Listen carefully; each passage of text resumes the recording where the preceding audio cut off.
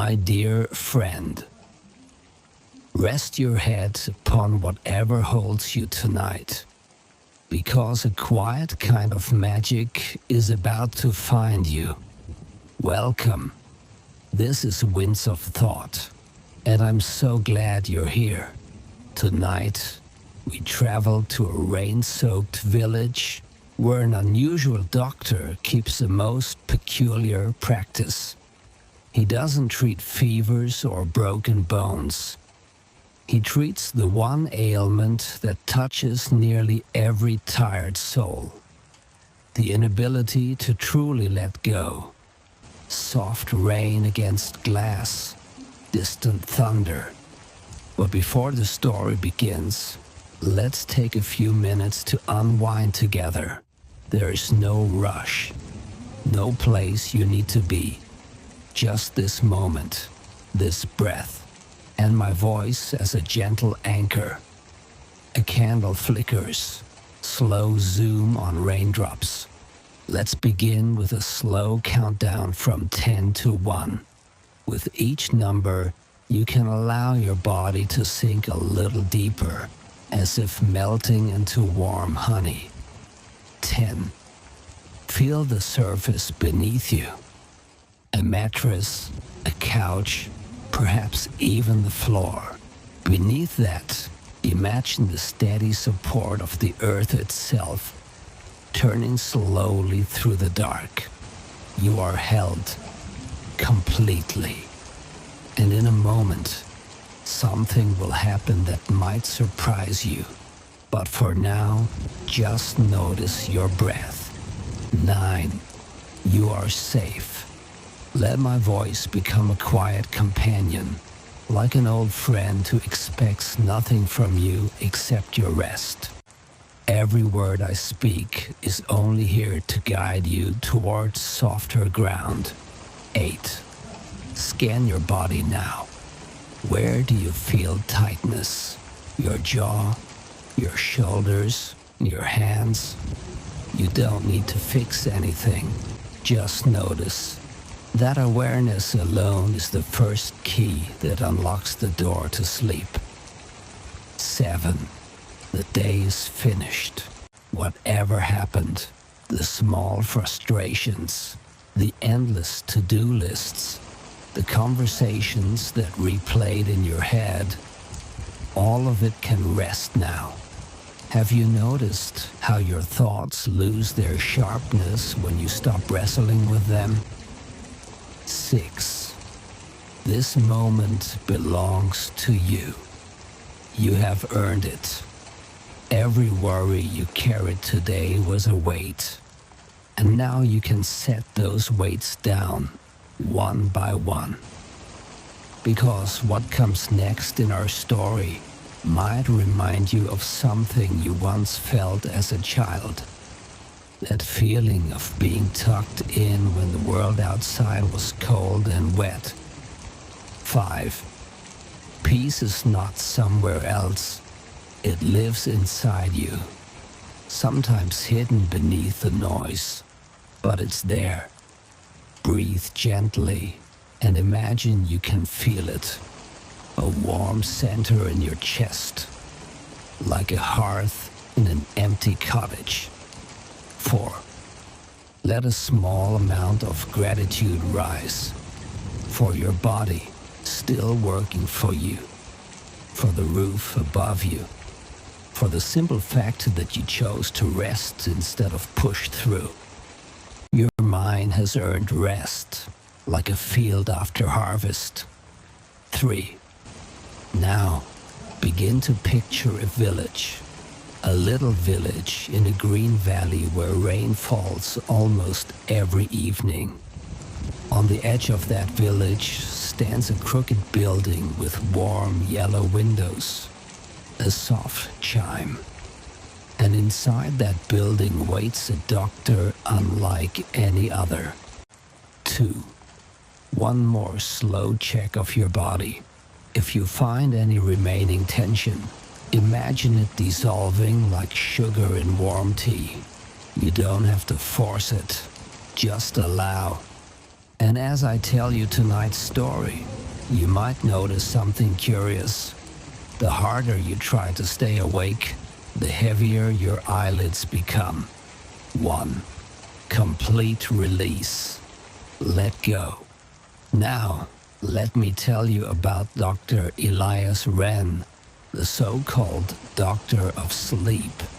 In the damp and drowsy village of Thorn Hollow, tucked between misty hills and a slow-moving river, there lived a most unusual man.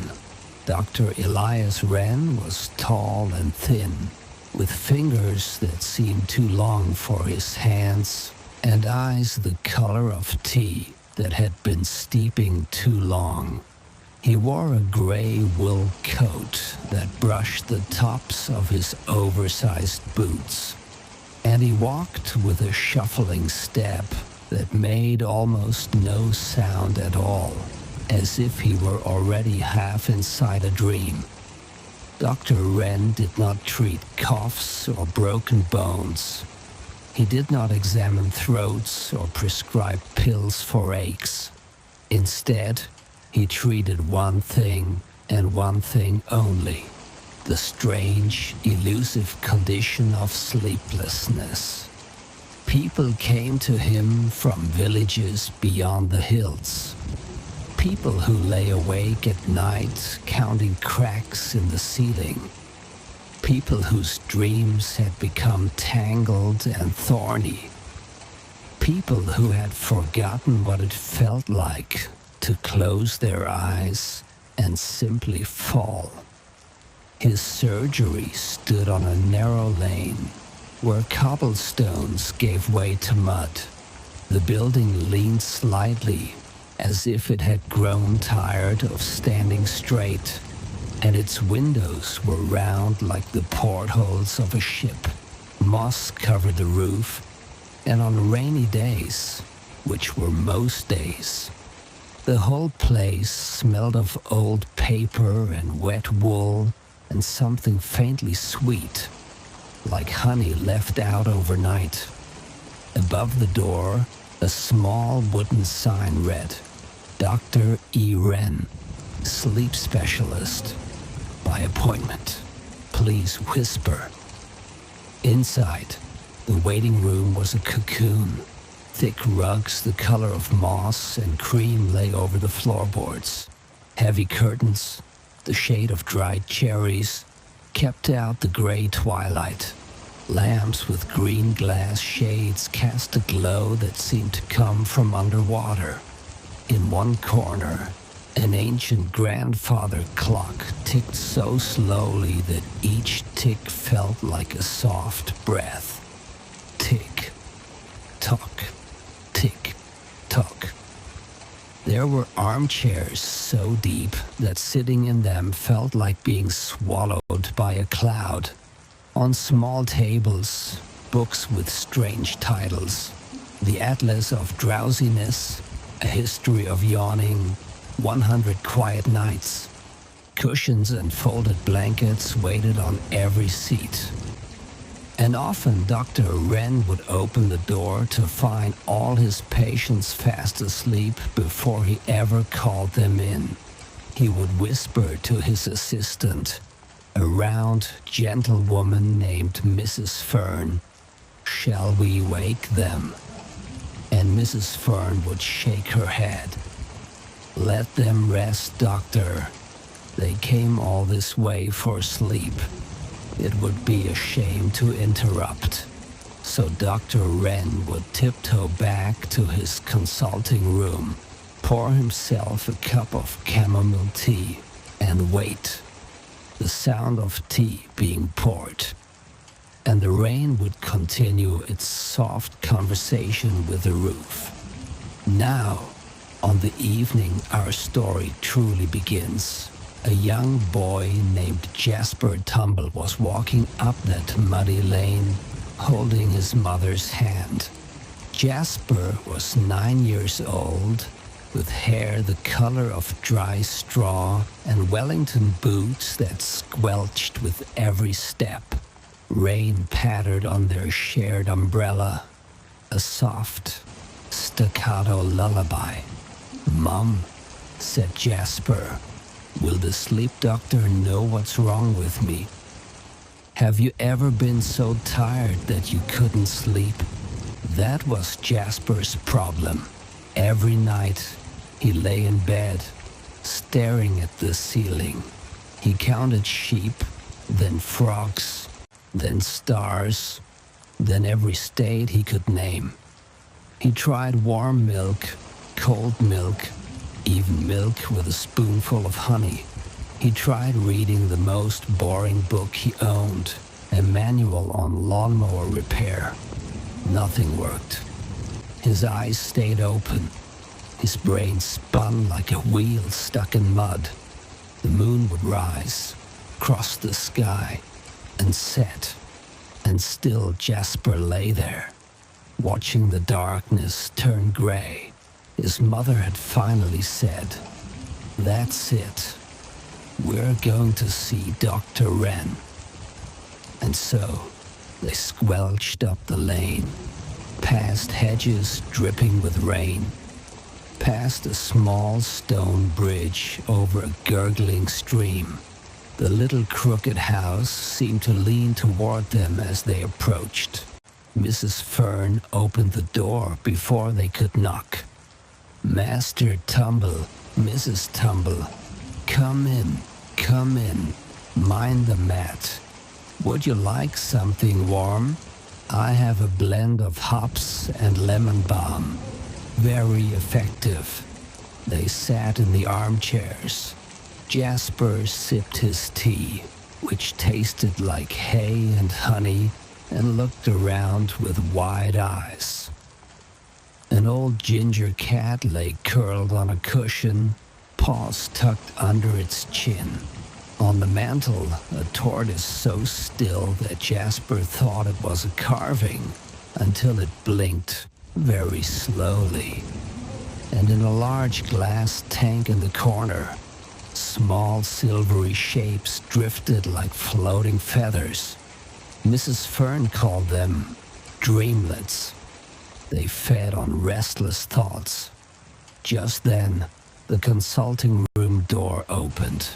Dr. Wren stood there, tall and thin, his spectacles perched on the end of his drooping nose. He smiled, a slow, warm smile that made Jasper feel, strangely, that he had already been forgiven for being unable to sleep. "Master Tumble," said the doctor, his voice like distant thunder wrapped in flannel. "Please, come in.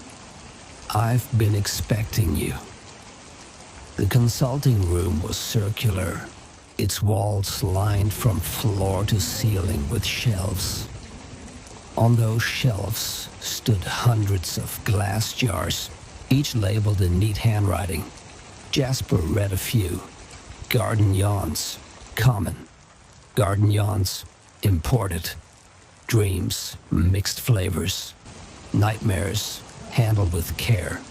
Snores, small animal.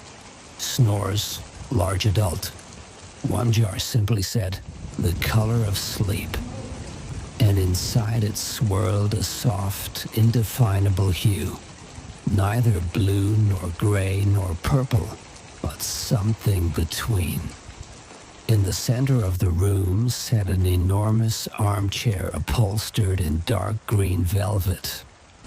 A matching footstool, a side table with a steaming cup of tea, and a lamp that cast a perfect golden circle of light. Behind the chair, a large window looked out onto a garden where rain fell steadily on a weeping willow. "Sit, my boy," said Dr. Wren. "Go on. The chair hums sometimes. Don't let it startle you." Jasper climbed into the velvet depths. His feet didn't reach the floor. He felt like a mouse in a nest. "Now then," said the doctor, pulling up a small stool. "Tell me everything, from the very beginning. Leave nothing out, not the sheep, not the lawnmower manual, not the way the street light outside your window flashes every few seconds. So Jasper told him. He talked about the counting and the milk and the endless hours. He talked about the sound of his own breathing in the dark, and how sometimes he would cry without meaning to, just from sheer frustration. He talked about how his mother would check on him at midnight, at 2, at 4, and how her worried face made him feel even more broken. Dr. Wren listened. He did not take notes. He did not interrupt. He simply sat with his long fingers steepled under his chin, his weak tea eyes fixed on Jasper's face. The only sounds were the rain against the window and the slow tick of a clock somewhere in the house. When Jasper finished, the doctor was silent for a long moment. Then he said, "My dear boy, I understand. Sleep is not a problem to be solved. It is a guest to be welcomed, and somewhere along the way, you have barricaded your door." "Is that bad?" whispered Jasper. "Not at all. Very common. Your mind has become a castle, strong, busy, full of plans and memories and worries. And poor Sleep stands outside in the rain, knocking politely, getting no answer. Sleep is not a thing you catch. It is a thing you let in." Dr. Wren stood and walked to his shelves. He reached up to the highest row and brought down a jar labeled Drowsy Mist, Autumn. He uncorked it. Inside, a soft gray cloud no bigger than a walnut drifted in slow circles. He took another jar. Calm, still water. Another, forgetting, gentle strength. And finally, a small silver bottle with no label, which he said contained rain, the sound of. "Now," said Dr. Wren, "cup your hands, Jasper." Jasper held out his hands. The doctor tipped the drowsy mist into his palms. It felt cool and soft, like holding a piece of fog. "Breathe it in, slowly, through your nose and out through your mouth." Jasper breathed. His arms grew heavy. His legs grew heavy. His eyelids began to droop, just a little. Excellent. Now a pinch of calm. Dr. Wren sprinkled something over Jasper's head. It felt like being stroked by a gentle hand. All the sharp edges in his mind began to soften, and a taste of forgetting. Open wide. Jasper tasted warm milk, honey, and a faint memory of his grandmother's kitchen. He forgot the boy who had pushed him at school.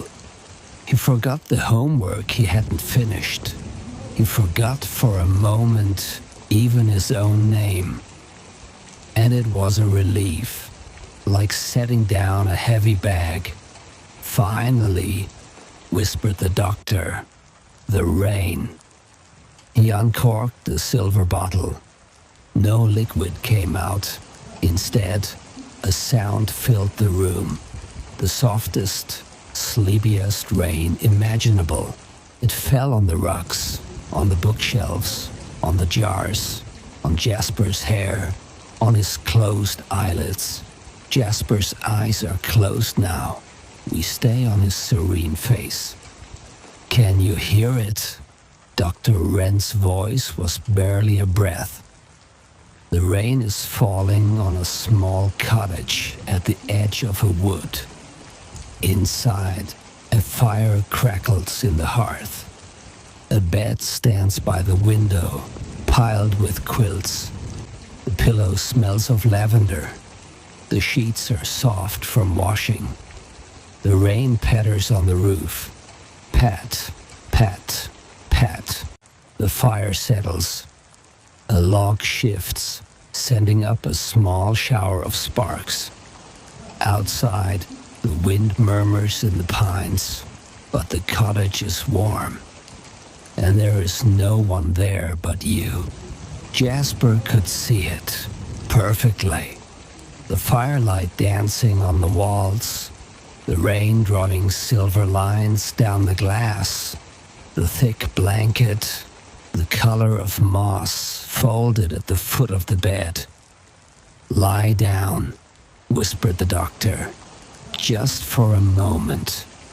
Pull the blanket over you. It is warm.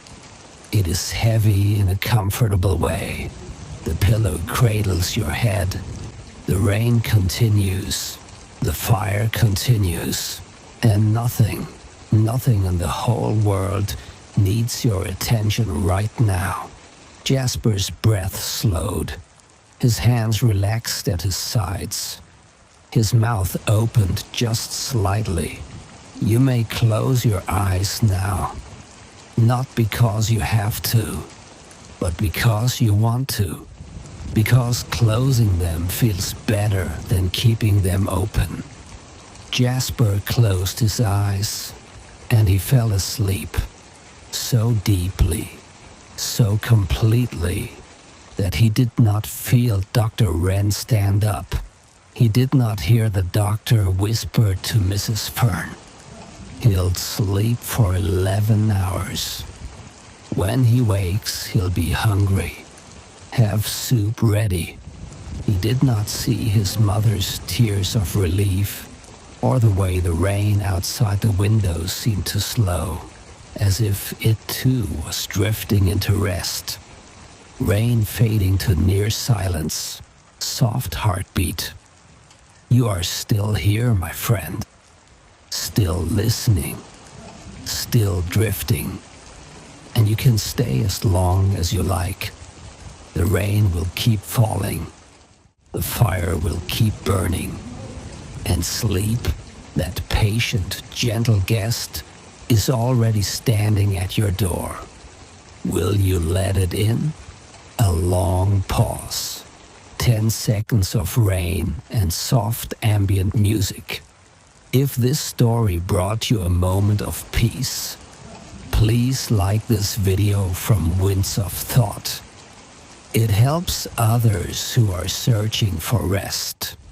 And if you'd like to return to this village again, subscribe and tap the bell. Now, let go completely. The story is over. Your rest is just beginning. Good night.